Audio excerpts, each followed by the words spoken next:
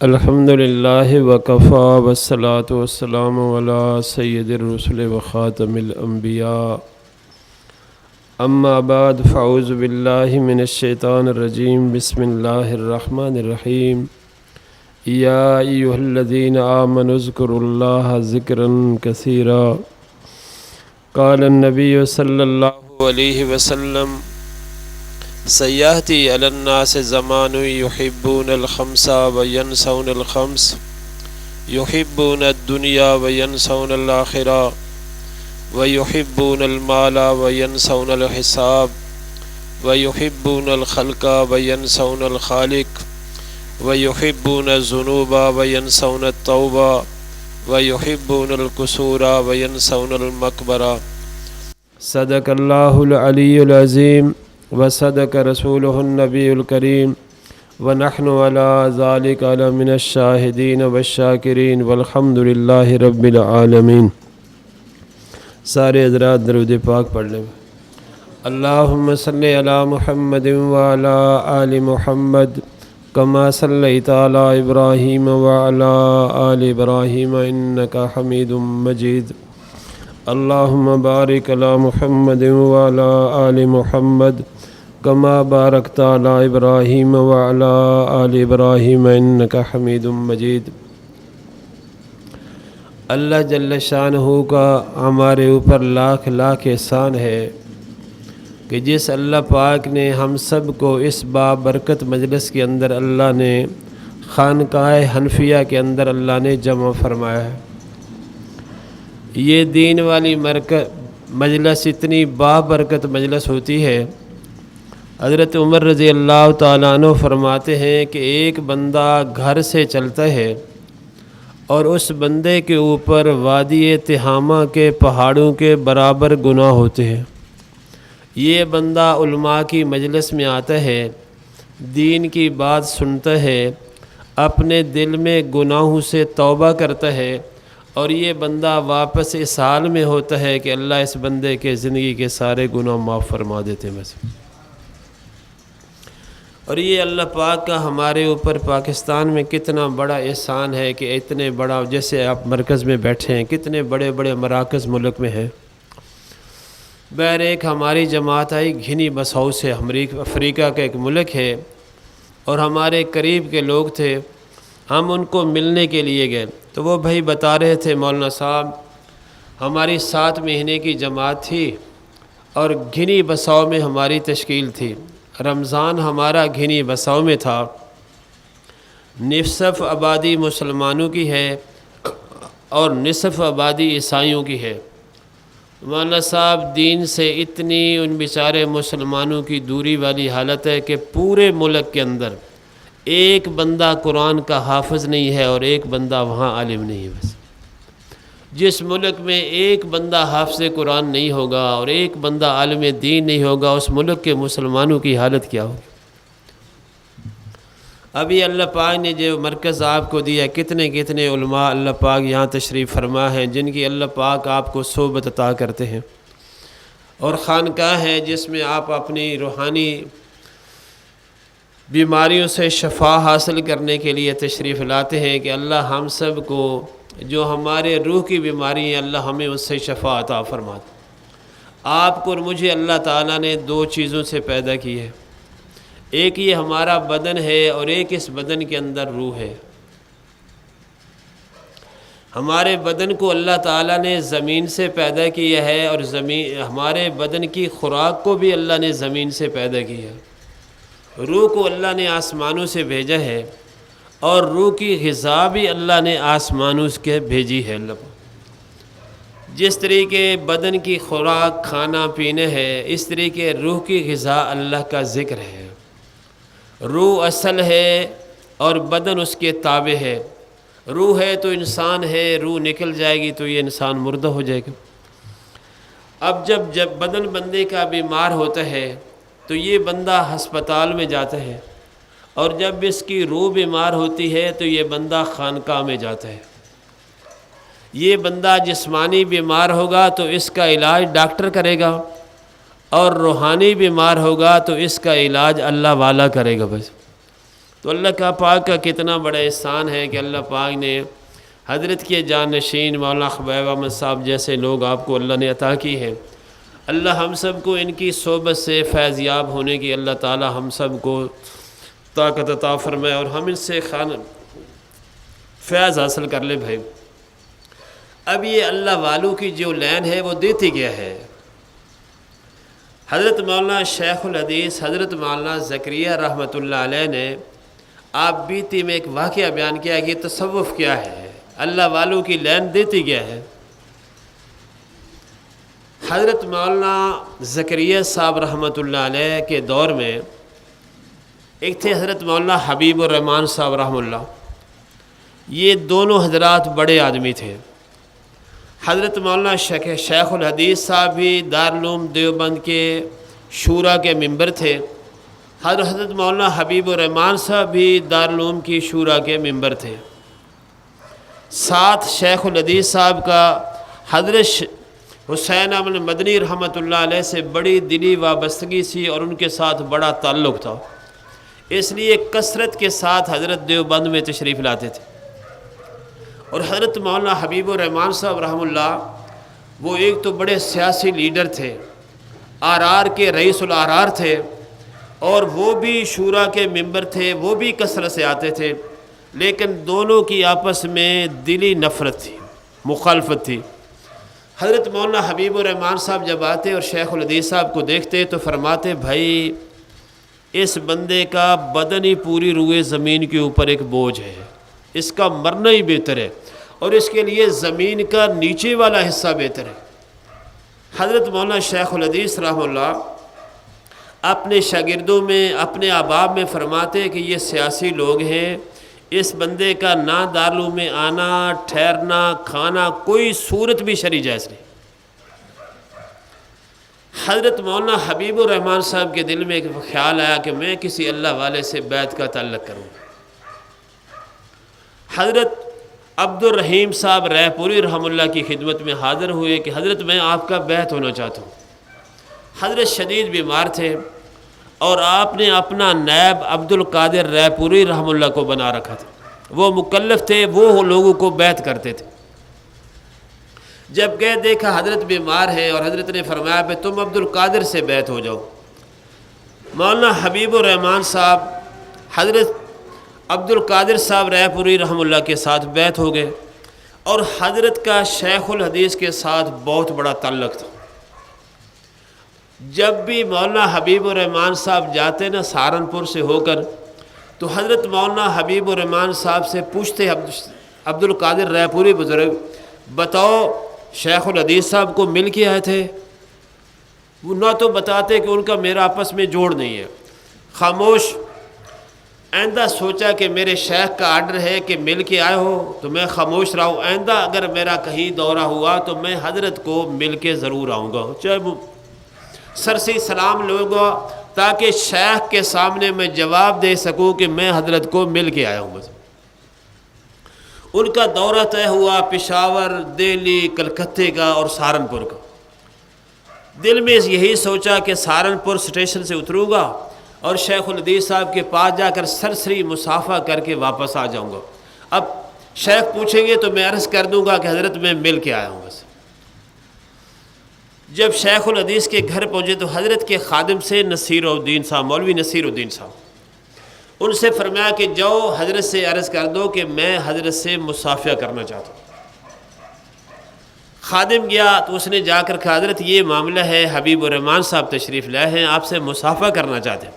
فرمایا جاؤ ان سے پوچھ کر آؤ، اگر مصافحہ کرنا ہے تو وہ تو ہو سکتا ہے، لیکن اگر بات کرنی ہے تو وہ مغرب کے بعد ہوگی، ابھی نہیں ہوگی۔ انہوں نے جواب بھیجا کہ میں نے صرف مصافحہ کرنا ہے۔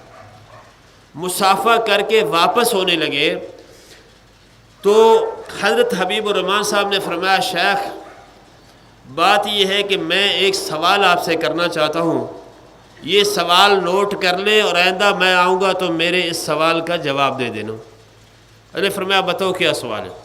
نے کہا مجھے یہ بتاؤ تصوف کیا چیز ہے؟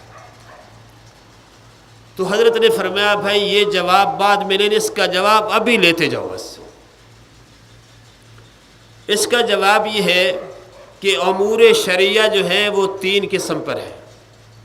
پہلی قسم ہے عبادات، دوسری قسم ہے معاملات، اور تیسری قسم جو ہے وہ ان دونوں کے درمیان مشترک ہے۔ پہلی بات یہ ہے کہ جو تصوف ہے نا، یہ اس کا نام ہے کہ بندے کی نیت صحیح ہو جائے بس۔ اب پہلے دیکھیں، پہلی چیز ہے عبادات۔ کوئی بھی عبادت اللہ کی رضا کی نیت نہیں ہوگی تو اللہ کے ہاں وہ عبادت قابل قبول نہیں ہے۔ دوسری چیز معاملات، اس میں ہے دیکھیں تجارت ہے۔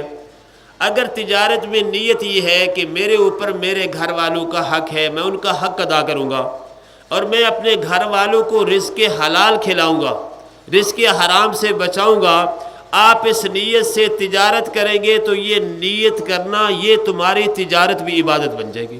فرمایا اس میں بھی نیت۔ تیسری چیز ہے عبادات اور معاملات کے درمیان مشترک چیز، جیسے شادی بیاہ، ان میں نیت ضروری نہیں ہے، لیکن اگر نیت یہ ہو کہ اس کے ذریعے اللہ مجھے اولاد دے گا، نکاح کے ذریعے میں گناہ سے بچ جاؤں گا، تو اس نیت کرنے سے تمہارا نکاح بھی عبادت بن جائے گا۔ تو پتہ چلا کہ کوئی بھی عبادت نیت کے سوا اللہ کے ہاں قابل قبول نہیں ہے جب تک وہ نیت اللہ کی رضا نہیں ہوگی۔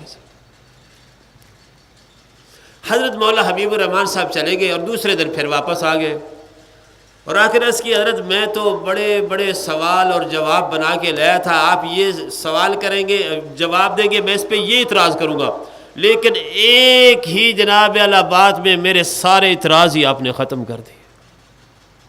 تو حضرت نے فرمایا بھائی یہاں تو اعتراض کی کوئی گنجائش ہی نہیں ہے بس۔ تو تصوف یہ ہے کہ بندے کی نیت درست ہو جائے بس، اور یہ جناب اللہ روح کی سب سے بڑی بیماری ہے کہ بندے کے دل کے اندر ریا آ جائے بس۔ یہ اللہ والوں کی صحبت میں سب سے پہلی نعمت یہ ملتی ہے کہ بندے کی نیت ٹھیک ہو جائے بس۔ حضرت ڈاکٹر عبدالصحیح صاحب رحمہ اللہ فرماتے ہیں کہ دین سارا کا سارا دین نیت کے زاویے کے بدلنے کا نام دین ہے۔ حضرت فرماتے ہیں میں گھر آتا ہوں، میں آ کر بچوں سے پیار کرنا چاہتا ہوں، میں 2 منٹ کے لیے رک جاتا ہوں، نیت لاتا ہوں کہ پیارے پیغمبر کا آرڈر ہے کہ بچوں کے ساتھ پیار کرو، پھر میں نیت لا کر پیار کرتا ہوں، اور یہ میرا پیار بچوں سے کرنا اللہ کے ہاں عبادت بن جاتا ہے۔ میں بیوی کے ساتھ اچھا سلوک کرتا ہوں۔ حضرت نے عجیب لکھا کہ ساری زندگی بیوی کو حکماً نہ روٹی کے لیے کہا ہے نہ کپڑے کے لیے، ایک کام بھی پوری زندگی میں بیوی کو حکماً نہیں کہا بس۔ وہ کتنے بڑے اللہ والے۔ فرمایا میں اس لیے نیت لاتا ہوں کہ بیوی سے اچھا سلوک کروں۔ کیوں؟ اصل فرما رہے خیرکم خیرکم لعلی، تم میں سب سے بہتر وہ ہے جس کا اپنی بیوی کے ساتھ اچھا سلوک۔ تو سارے کا سارا دین کیا ہے؟ نیت کے زاویے کے بدلنے کا نام دین بس۔ اب اللہ پاک جل شانہ نے نیت میں کتنی بڑی بڑی بڑی اللہ نے کامیابی رکھی بس، اور اگر نیت اللہ کی رضا نہیں ہو تو بڑے سے بڑا عمل بھی اللہ کے ہاں قابل قبول نہیں ہے۔ قیامت والے دن اللہ کی بارگاہ میں سب سے پہلے 3 آدمیوں کا حساب ہوگا، شہید کا ہوگا، سخی کا ہوگا، قاری عالم کا ہوگا۔ تو اللہ پاک پوچھے کہ شہید کو میں نے تجھے طاقت دی تھی، جوانی دی تھی، بتاؤ تو نے اس کو کہاں استعمال کیا؟ عرض کرے گا یا اللہ میں نے تیری رضا کے لیے جنگیں لڑی، لڑتا لڑتا شہید ہو گیا۔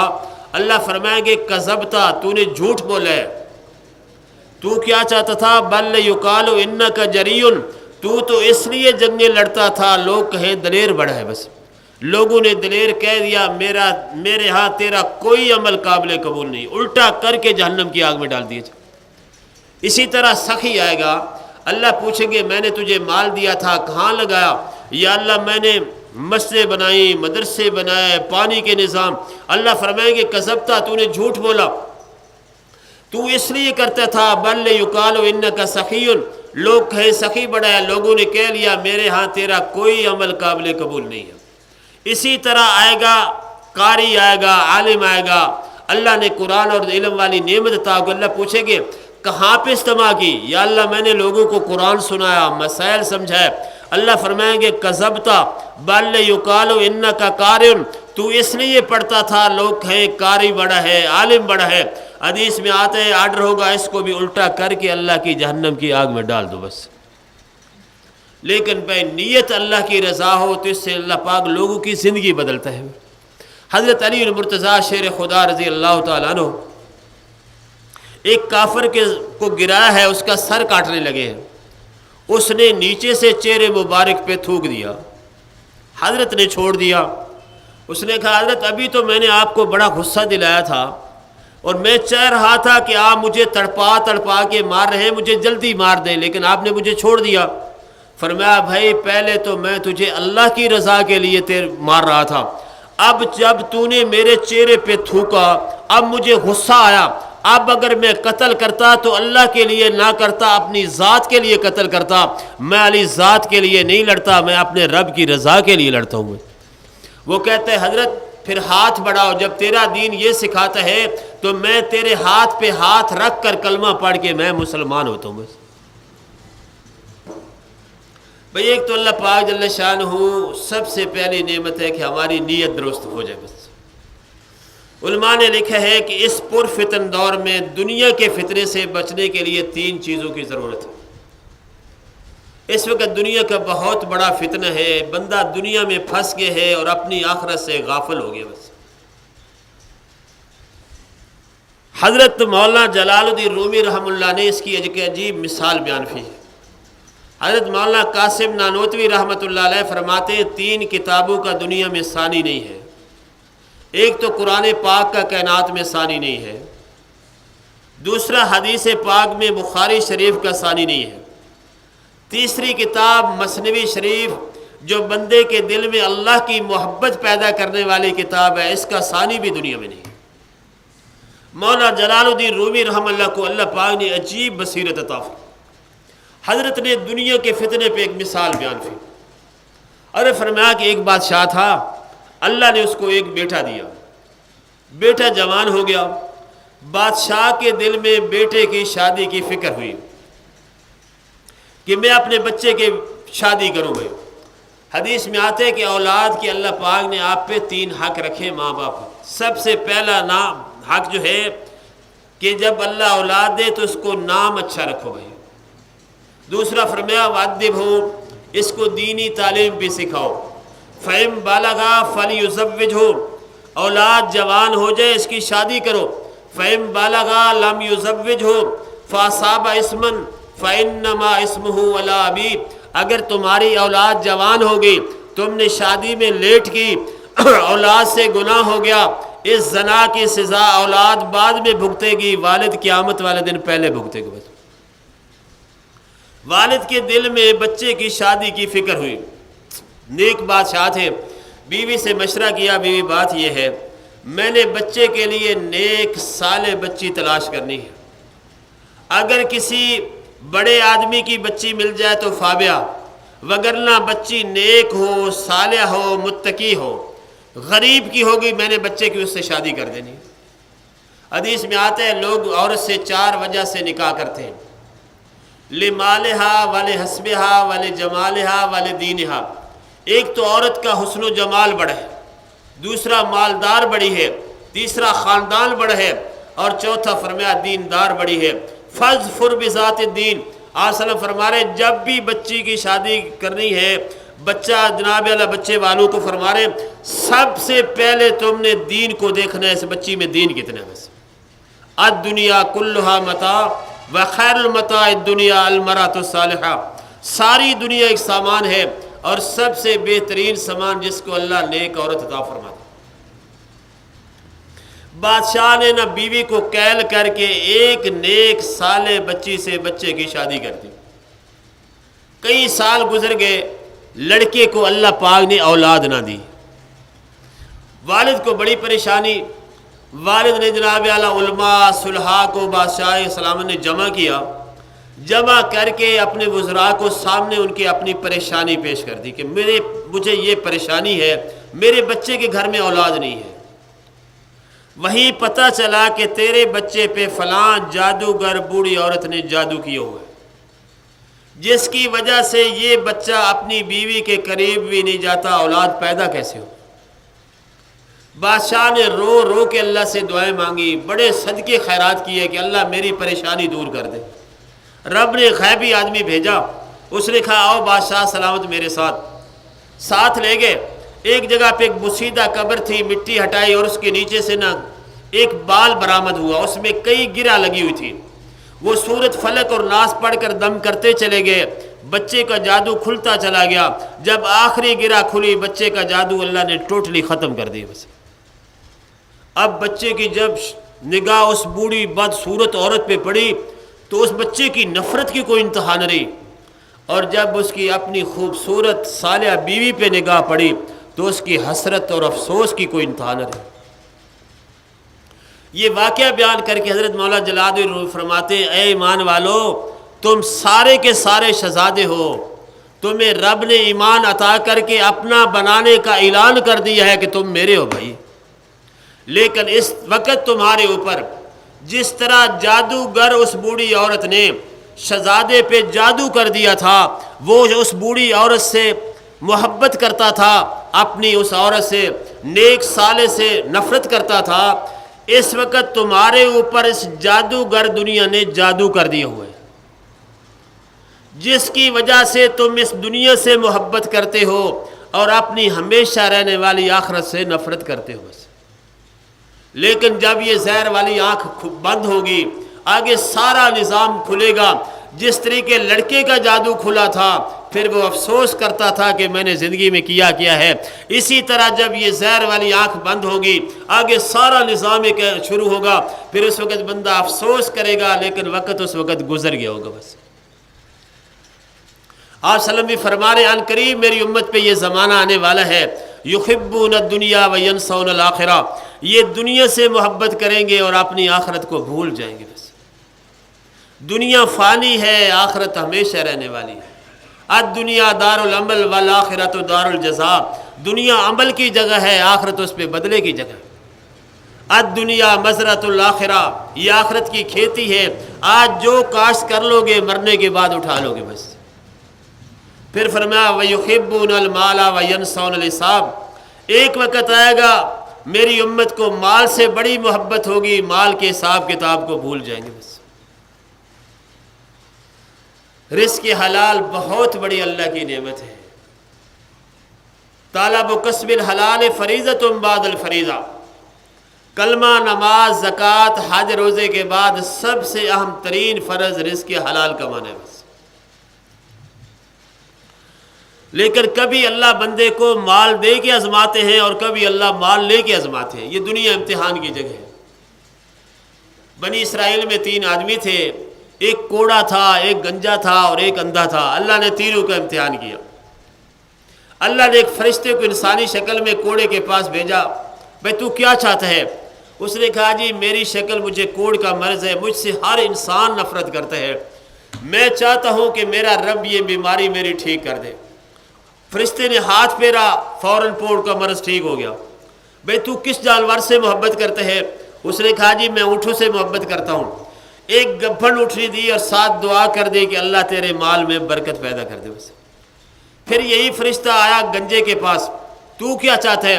اس نے کہا جی میرے بال نہیں ہیں، مجھ سے ہر انسان نفرت کرتا ہے، میں چاہتا ہوں میرا اللہ مجھے خوبصورت بال دے دے۔ فرشتے نے ہاتھ پھیرا، رب نے خوبصورت بال دے دیے۔ اب کس مال سے تجھے محبت ہے؟ اس نے کہا جی مجھے گائے سے محبت ہے۔ ایک گبھن گائے دے دی، ساتھ دعا کر دی کہ اللہ تیرے اس مال میں برکت دے دے۔ پھر یہی اندھے کے پاس آیا فرشتہ، تو کیا چاہتا ہے؟ اس نے کہا جی میں اندھا ہوں، میری آنکھیں نہیں ہیں، میں چاہتا ہوں کہ میرا رب میری آنکھوں کو روشن کر دے۔ فرشتے نے ہاتھ پھیرا، اللہ تعالیٰ نے آنکھیں روشن کر دی۔ بھئی تو کس جانور سے محبت کرتا ہے؟ اس نے کہا جی مجھے بکری سے بڑی محبت ہے۔ ایک گبھن بکری دے دی اور ساتھ دعا کر دی کہ اللہ تیرے مال میں برکت کر دے۔ بس اللہ کا بھیجا ہوا تھا، فرشتہ تھا، دعا کر دی، رب نے تینوں کے مالوں سے جنگلات بھر دیے۔ بس اب اللہ کبھی مال دے کے آزماتے ہیں، کبھی لے کے آزماتے۔ بس اب اللہ نے ان کی آزمائش کی۔ اسی فرشتے کو یا اور فرشتے کو اللہ نے بھیجا، جاؤ بھائی۔ فرشتہ آ گیا، اس نے اس کوڑے سے کہا بھائی میں مسافر ہوں اور میرا اللہ کے سوا بغیر تیرے کوئی وسیلہ نہیں ہے، میں تجھ سے ایک جناب اونٹ کا سوال کرتا ہوں کہ مجھے دے دے تاکہ میں اپنا سفر جاری کر سکوں۔ اس نے کہا بھائی مجھے اپنی اتنی ضرورتیں ہیں کہ مجھ میں دینے کی گنجائش ہی کوئی نہیں ہے بس۔ تو فرشتے نے کہا بھائی میں جانتا ہوں تو کوڑا تھا، اللہ تعالیٰ نے تیرے کوڑ کا مرض ٹھیک کیا، اور تو غریب تھا، رب نے تجھے مال دیا۔ اس نے کہا واہ بھائی واہ، میں تو نسل در نسل امیر ہوں۔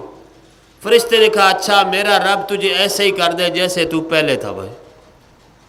یہ فرشتہ پھر آ گیا اس گنجے کے پاس، اس سے یہی سوال کیا کہ میں اللہ کے نام پر ایک گائے کا سوال کرتا ہوں تاکہ میں اپنے سفر کو جاری رکھ سکوں، مجھے ایک گائے دے دے۔ اس نے کہا بھائی مجھے اتنی ضرورتیں ہیں کہ مجھ میں دینے کی گنجائش کوئی نہیں ہے۔ کہا بھائی میں جانتا ہوں تو گنجا تھا، رب نے خوبصورت بال دیے، اور تو غریب تھا، رب نے تجھے مال دیا۔ اس نے کہا واہ بھائی واہ، میں تو نسل در نسل امیر ہوں۔ فرشتے نے کہا اللہ تجھے بھی ایسا کر دے جیسے پہلا تھا بھائی۔ اب یہی فرشتہ اندھے کے پاس آیا، کہتے بھائی میں مسافر ہوں، میرا اللہ کے سوا اور بغیر تیرے کوئی وسیلہ نہیں ہے، مجھے ایک بکری دے دے، میں اللہ کے نام پہ سوال کرتا ہوں تاکہ میں اپنا سفر جاری رکھ سکوں۔ اور میں بھی یہ بھی جانتا ہوں تو اندھا تھا، اللہ نے تجھے آنکھیں دی، تو غریب تھا، رب نے تجھے مال دیا۔ اس نے کہا بھائی بات یہ ہے میں اندھا تھا، میرے رب نے مجھے آنکھیں دی، میں غریب تھا، میرے رب نے مجھے مال دیا، تو ایک بکری کا سوال کرتا ہے، جتنی مرضی لے جا، یہ مال ہی میرے رب کا ہے بس۔ اس نے کہا بھائی تیری شکر گزاری کی وجہ سے تو دنیا میں بھی کامیاب، آخرت میں بھی کامیاب۔ کوڑے کا سارا مال مر گیا گنجے کا، پھر جناب وہ جیسے پہلے تھے اللہ نے ان کو ایسے ہی کر دیا بس۔ اور جب بندے کا اللہ سے تعلق لگتا ہے تو دنیا اس کے پیچھے پیچھے چلتی ہے بس۔ اللہ ہم سب کو اپنی محبت عطا فرما دے بس۔ حضرت سالم بن عبداللہ ہیں، حضرت عمر فاروق کے پوتے ہیں، بیت اللہ کا طواف کر رہے ہیں۔ وقت کا حکمران حشام بن عبد الملک سامنے آیا، کہتے حضرت مجھے کوئی حکم دے دے، میں آپ کے حکم کو پورا کر دوں بس۔ ہے فرمایا حشام کہاں کھڑے ہو؟ بیت اللہ میں کھڑے ہو، مجھے یہ بتا کہ میرے بے نیاز رب کے در میں کس چیز کی کمی ہے کہ میں اس کے گھر میں کھڑا ہو کر اپنے رب کو چھوڑ دوں اور وہ چیز میں تجھ سے مانگنے لگ جاؤں بس۔ خاموش ہو گیا بادشاہ، حرم سے باہر نکلے، پھر آ گیا، کہتے ہیں حضرت مجھے حکم دے میں آپ کے حکم کو پورا کر دوں۔ حضرت فرمایا اچھا بتاؤ حشام میں تجھ سے دین مانگوں یا دنیا مانگوں؟ کہتے ہیں حضرت آپ دین میں تو بڑے ہیں، میں تو دنیا کے لیے عرض کر رہا ہوں۔ فرمایا حشام سن لے، میں نے دنیا تو بنانے والے سے بھی کبھی نہیں مانگی، میں نے تجھ سے کیا مانگنی بس۔ دنیا میں رہتا ہوں، دنیا کا طلبگار نہیں ہوں، بازار سے گزرا ہوں، خریدار نہیں ہوں بس۔ پھر فرمایا وَيُحِبُّونَ الْخَلْقَ وَيَنْسَوْنَ الْخَالِقَ، ایک وقت آئے گا مخلوق سے بڑی محبت ہوگی، رب کی محبت کو بھول جائیں گے بس۔ آپ صلی اللہ علیہ وسلم دعا مانگتے ہیں اللہم انی اسألک حبک علی من نفسی وآلی ومن الماء البارد، اے اللہ مجھے اپنی محبت میری جان سے زیادہ، حبک علی من نفسی وآلی، اور میرے اہل و عیال سے زیادہ، اور گرمی کے موسم میں ٹھنڈے پانی سے بھی زیادہ اللہ مجھے اپنی محبت عطا فرما دے بس۔ غلط محبت ایک ظلمت ہے، رب کی محبت ایک نور ہے۔ غلط محبت بدنامی کا ذریعہ ہے، رب کی محبت نیک نامی کا ذریعہ ہے۔ غلط محبت سے دلوں میں بے چینی آتی ہے، رب کی محبت سے دلوں میں سکون آتا ہے۔ غلط محبتوں سے چہرے پہ ویرانیت آتی ہے، رب کی محبت سے چہروں پہ نورانیت آتی ہے۔ غلط محبت سے حاسد پیدا ہوتے ہیں، اور رب کی محبت سے خلوص پیدا ہوتے ہیں۔ غلط محبت والے کئی ایک جگہ پہ جمع ہو جائیں، ایک دوسرے کی جان لینے والے بن جائیں، اور رب کی محبت والے ایک جگہ پہ جمع ہو جائیں، ایک دوسرے پہ جان دینے والے بن جائیں بس۔ جو مخلوق سے محبت کرے گا ایک دن مخلوق سے جدا کر دیا جائے گا، جو اپنے رب سے محبت کرے گا ایک دن اپنے رب سے ملا دیا جائے گا بس۔ زلیخا نے مخلوق سے محبت کی ہے، رب نے ملکہ سے بھکارن بنا دیے ہے۔ یوسف علیہ السلام نے رب سے محبت کی ہے، رب نے کنان کے کنویں سے اٹھا کے مصر کے خزانوں کا رب نے وارث بنا دیا. اور یہ محبت اللہ والوں کے جوتے سیدھے کرنے سے ملتی ہے. بھائی خلیل اللہ ایک دفعہ بکری چرا رہے ہیں، ایک اللہ نے فرشتہ انسانی شکل میں بھیجا، اس نے رب کی تعریف شروع کی. سبحان ذی الملک والملکوت، سبحان ذی العزت والعظمت والہیبت والقدرت والکبریاء والجبروت. چپ ہوا. خلیل اللہ فرماتے ہیں دوبارہ میرے رب کی تعریف کرو. کہتا ہے دو گے کیا خلیل اللہ؟ فرمایا تو میرے رب کی تعریف کرے گا میں نصف بکری تیرے حوالے کر دوں گا. بس نصف خلیل اللہ نے بکری دے دی. فرمایا پھر میرے رب کی تعریف کر. کہتے ہیں خلیل اللہ اب کیا دو گے؟ فرمایا دوبارہ تعریف کرے گا میں باقی بکری بھی تیرے حوالے کر دوں گا. تعریف کی ساری بکری دے دی. فرمایا پھر میرے رب کی تعریف کر. کہتے ہیں خلیل اللہ اب کیا دو گے؟ فرمایا اب تجھے بکریوں کو چرانے کے لیے چروائے کی ضرورت پڑے گی، تو میرے رب کی تعریف کرے گا میں خلیل بکریوں سمیت تیرا غلام بن جاؤں گا. بس ہے وَيُحِبُّونَ الذُّنُوبَ وَيَنْسَوْنَ التَّوْبَةَ. فرمایا ایک وقت آنے والا ہے گناہوں سے بڑی محبت ہوگی، توبہ کو بھول جائیں گے. بس اللہ آپ سارے جوانوں کی جوانیاں اور بوڑھے کے بڑھاپے کو اللہ دین کے لیے قبول فرما لے اور گناہ سے بچا لے. بس آج دیکھیں کتنا بے حیائی اور فتنوں کا دور ہے. یہ خاص کر نٹ سے اپنے آپ کو بچائیں. نظر کو گناہ بہت خطرناک ترین گناہ ہے، اور یہ نٹ ہر وقت آپ کو گناہ میں مبتلا کرے گا. نظر کے گناہ سے بندے کا ایمان کا بھی بڑا خطرہ ہے. واقعہ عجیب لکھا کہ مصر میں ایک بڑے مؤذن تھے، نیک تھا، پارسا تھا، بڑا بزرگ تھا. مسجد کے اوپر چڑھے ہیں، اذان پڑھنے لگے. پیچھے عیسائیوں کا گھر تھا، اور حدیث میں آتے اللہ 3 آنکھوں کو جہنم کی آگ نہیں دیکھنے دیں گے. ایک وہ آنکھ جو جہاد میں پہرا دے گی، ایک وہ آنکھ جو غیر محرم پہ پڑھنے سے بند ہوگی. جس نے آنکھ اللہ کی رضا کے لیے بند کر لی، رب اس پورے بدن کو جہنم کی آگ نہیں دیکھنے دے گا. بس اور یہ وقت مسلمانوں اللہ کرے یہ وقت آ جائے. ہمارے ایک بھائی ہیں تبلیغ میں سلیمان صاحب، انہیں چاہ کہ وہ مجھے ایک واقعہ سنا رہے کہ مولانا صاحب ہم گئے مستورات کے ساتھ فلپین میں. اگر نظر کی حفاظت ہو سکے تو اللہ لوگوں کو کس طرح کی حالات بدلتا ہے. بھائی وہاں فلپین میں ہم گئے تو ایک وہاں بڑے ہمارے افسر تھے انٹیلیجنس کے. اللہ کی قدرت وہ بیمار تھے، ہسپتال میں داخل تھے. جب ان کو پتہ چلا تو انہوں نے جناب بیٹے کو بھیجا، جاؤ پاکستان سے جو جماعت آئی ہے اس میں جو عالم ہوں مفتی ان کو بلا کے لاؤ، بیٹا مجھے دم کرے. بس وہ ہمیں بچہ بلا کے لے گیا. ہم مولانا صاحب دم کر کے واپس آ گئے. تھوڑی دیر کے بعد وہی آیا بچہ. اس نے کہا حضرت آپ ہسپتال میں آئے، ہسپتال کی بڑی ڈاکٹر تمہارے ہاتھ پہ کلمہ پڑھنا چاہتی. بس ہم گئے بھائی، اور جانے کے بعد بیٹھے. ہم نے کہا بھی ہم نے اس کو دعوت تو دی نہیں، یہ مسلمان کیسے ہونا چاہتی؟ انہوں نے کہا بھائی جب آپ گئے، آپ آئے ہیں اور یہ سامنے بیٹھی تھی، تم نے ایک نگاہ اٹھا کر اس کو نہیں دیکھا، تم دم کر کے چلے گئے. اس نے ہم سے سوال کیا یہ کون لوگ ہیں؟ تو ہم نے کہا یہ مسلمان ہیں. کہاں سے آئے ہیں؟ یہ پاکستان سے آئے ہیں. کیوں آئے ہیں؟ یہ ہمیں ملنے کے لیے آئے ہیں. انہوں نے کہا یہ مسلمان ہیں؟ انہوں نے کہا مسلمان ہیں. انہوں نے کہا اگر یہ مسلمان ہیں تو میں ان کے ہاتھ پہ کلمہ پڑھ کے مسلمان ہوتی ہوں. کیوں بھائی؟ جو ہسپتال میں آتا ہے وہ مجھے گھور گھور کر دیکھتا ہے. یہ وہ وعد لوگ ہیں ہسپتال میں آ کر چلے گئے ہیں، انہوں نے ایک آنکھ اٹھا کر مجھے نہیں دیکھا. بس اس آنکھ کے بند کرنے کی وجہ سے اللہ نے اس کو کلمہ نصیب فرما دیا. اور وہ اذان پڑھنے کے لیے مؤذن چڑھا، پیچھے عیسائیوں کا گھر تھا. اس کی نگاہ اس پہ پڑی، لڑکی ان پہ، وہی فریفتہ ہو گیا. اذان چھوڑ دی، نیچے اترا، ان کے گھر آیا. تو اس نے کہا کیسے آیا تو؟ وہ لڑکی نے. انہوں نے کہا بھائی مجھے تیری محبت نے دیوانہ کر دی ہے. اس نے کہا تو مسلمان ہے، ہم عیسائی ہیں، میں بدکار نہیں ہوں، تیرا میرا جوڑ کیا ہے؟